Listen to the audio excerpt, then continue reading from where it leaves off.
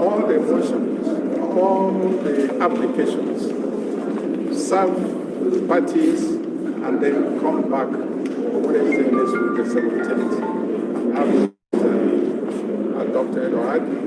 That way, we will save time and ensure that expeditious hearing of the petition and the pre-trial will continue.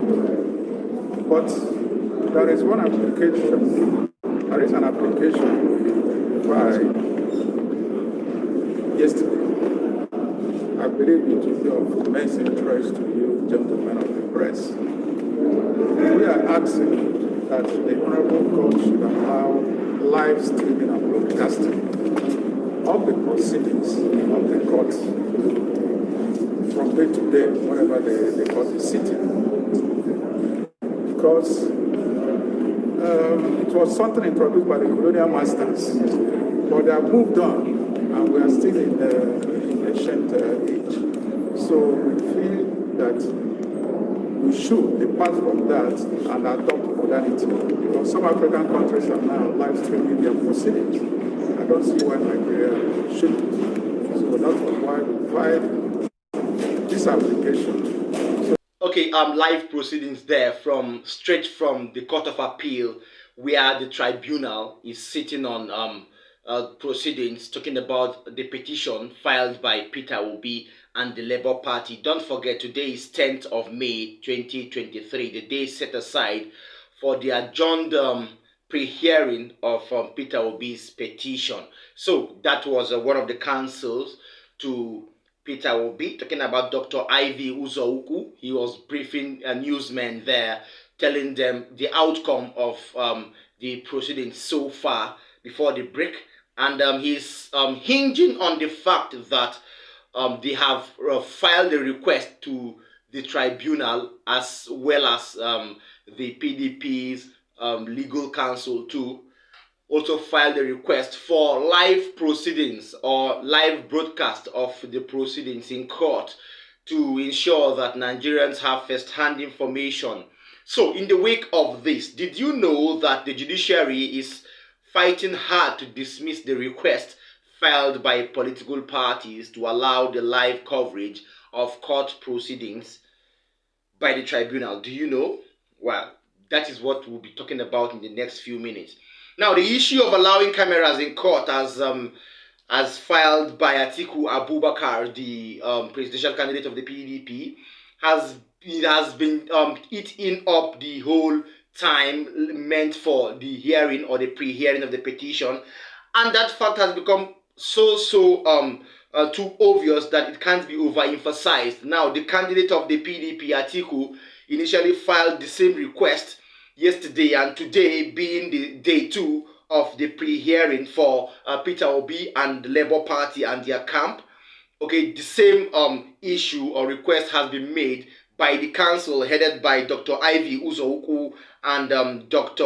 Onyeti Ikpeazu, all senior advocates of Nigeria. Now, the issue is Justice Simon Haruna Samani, the head of the tribunal, can either let his tribunal give this request, if either they accept the request or they dismiss it. So, in as much as Nigerians would like to gain access to the proceedings happening in court, it's hereby left for the judiciary, or the tribunal rather, with the 5 members or the 5 justice members of the tribunal, to either rule on it or to dismiss these claims. So, to this regard, I have Frank Tietie, who came on national TV, an analyst and lawyer with Arise News, who explains how possible it is to achieve this request filed by these 2 political parties and their councils.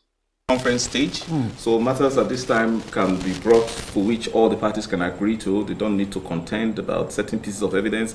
They need to also agree to the things they want to tender, and so that they don't waste time, because as we speak, we are nearly 50 days or more have been lost from the 180 days. So the tribunal is really under pressure, and it's in their interest that they walk through this pre-hearing stage by sorting out matters that they don't need to really waste the time of the court on. But this issue is fundamental. And I'm happy it's coming up because since 2016, when we had, ardently, convinced the National Judicial Council that allow live broadcast of court proceedings to the Nigerian public as demanded by the Nigerian Constitution. The good thing is that we have, I personally have a letter that was addressed to me by the National Judicial Council agreeing with our position when we contended that it is in the interest of the courts, it's in the interest of the justice, it's in the interest of the judges if ordinary Nigerians are able to watch court proceedings and not constantly begin to think that there's one mysterious element that shrouds the secrecy around court proceedings. And the CJN at that time agreed. But this PDP that is applying for this today, where were they? They were there in the House of Representatives when my brother and their friend, Honorable Ray Neju from Delta State, picked up our argument and applied to the National Assembly in a bill that there should be live broadcast of court proceedings. It didn't see the light of day beyond second reading. So there is no doubt about the fact as that a chicken comes home to roost. There is justice in the fact that it helps the judiciary, it helps the polity, and you can't imagine anything that is more important to Nigerians at this time more than the determination of this election. And you want the people, even lawyers can't get into that courtroom, whereas there are provisions in the Electoral Act that demand that all proceedings must be held in public, and nothing can be more public when you take the transmitters, the radio and television transmitters, to broadcast live what's going on. And there's nothing new because Ghana has done it, Kenya has done it, and they are at peace today. So nobody should continually have the perception that judges have they are doing something secretive and then they turn white to black and black to white. They should watch the demeanor of the judges. It's not only judges that should watch the demeanor of witnesses and then see the judges and see the transparency of justice, and then it helps democracy. Yes, if you don't know, I would like to introduce you formally to Dr. Onyechi Ikpeazu, who is the other lead counsel to Peter Obi and the Labour Party. He is a litigation guru and counsel to Ademola Adeleke in the just concluded gubernatorial tribunals held in Osogbo, Osun State. And also, he is well known all over Nigeria. And I would like to give you a glimpse of what he said yesterday after he won the gubernatorial tribunal, or the petition against Governor Oyetola Adegboyega Isiaka by Ademola Adeleke yesterday in Osun State. So, if you don't know Dr. Onyechi Ikpeazu, who is the counsel to Peter Obi, then I would allow you watch a video caption or a clip of him talking about the just concluded tribunal in Osun State, and how he goes further to see if he could reclaim or repeat the same success for Peter Obi in the Court of Appeal in Abuja. But the hearing is left for when the judiciary, or when the tribunal headed by Justice Haruna Samani would really give time to hear the main issues. Right now, only trivial issues are being discussed in the court. For your information, only trivial issues are being discussed, and that's why they are called pre-hearing. So issues like whether or not there will be cameras let into the courtroom, or also trivial issues like any other party that has plans of withdrawing their petition against Asiwaju can do so now before the main proceedings began. So, without wasting much of your time, let me allow you hear from Dr. Onyechi Ikpeazu, who is the lead counsel to Peter Obi and Labour Party, and then the same lead counsel to Ademola Adeleke, who won at the tribunal in Osogbo in Osun State yesterday. The Supreme Court had that ruling, and applause was given to the Supreme Court for having the ruling. Of course, the Supreme Court ruled that only and only beavers can be used to ascertain the number of voters, both legitimate and non-legitimate, in a polling unit, and only the beavers still can be used to ascertain any voting-related issue or voting-related pandemonium, talking about overvoting and so on and so forth. So, if the Supreme Court in Osun Osogbo have already ruled on this case, that means we're urging in the case somehow, or coming from a statement that Ikpeazu used there, we're also urging the judges or the justices at the Presidential Election Tribunal to also borrow a leaf from those of the Supreme Court in Osogbo to see how they can tamper or doctor the whole process, to see if we could arrive at justice in the quickest time possible. Hear from Dr. Ibazu and what he had to say after the court session yesterday in Osogbo. Thank God for justice, and we also thank God for the justices of the Supreme Court who came and saw justice and did justice in the matter.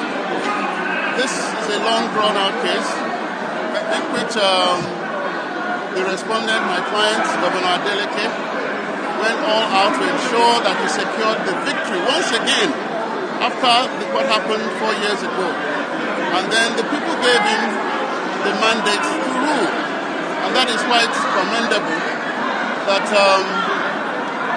by the grace of God that we're able to defend that mandate.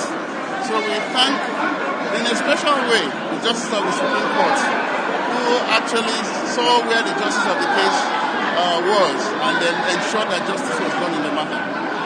Thank you. Okay, now far from tribunals, presidential tribunals now, far from them, talking about gubernatorial election tribunals. Yes, far away Akwa Ibom State, Uyo, Albert Basi, the gubernatorial candidate of the Young Progressive Party, YPP, in Akwa Ibom State, has alleged that Umoeno, who is the governor-elect under the People's Democratic Party, was expelled once by the University of Uyo in 2005 over certificate forgery. Now, in a petition filed at the Governorship Election Tribunal in Uyo, Basi Albert, also known as Oba, claimed that Umoeno was one of the students expelled from the University of Uyo in 2005 for obtaining admission with a fake West African Examination Council result or senior school certificate examination result.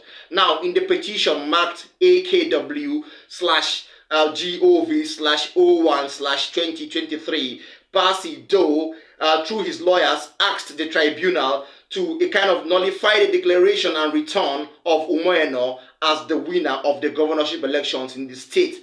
Now, citing reasons that Eno was not at the time of the election qualified to contest because he presented a sort of forged WAEC result from June 1981 to the Independent National Electoral Commission chapter of the state during his nomination by the People's Democratic Party. A similar alleged certificate forgery case was filed against Umoeno some time ago by one Akan Okon, a former governorship aspirant of the PDP. But it was struck out by the Honorable Court and by the Federal Court in Uyo for want of merit. Of course, the court said the petition lacked merit. So the sum of 15 million was also awarded against the plaintiff, which was later reduced to 5 million naira. Thank you for staying with us. Don't forget to like our videos. Don't forget to share it. Watch till the end and make sure you tap the notification bell if you are an incoming subscriber so you could get updates from us anytime we drop one. Stay glued with Nation's Voice Tower. See you next time.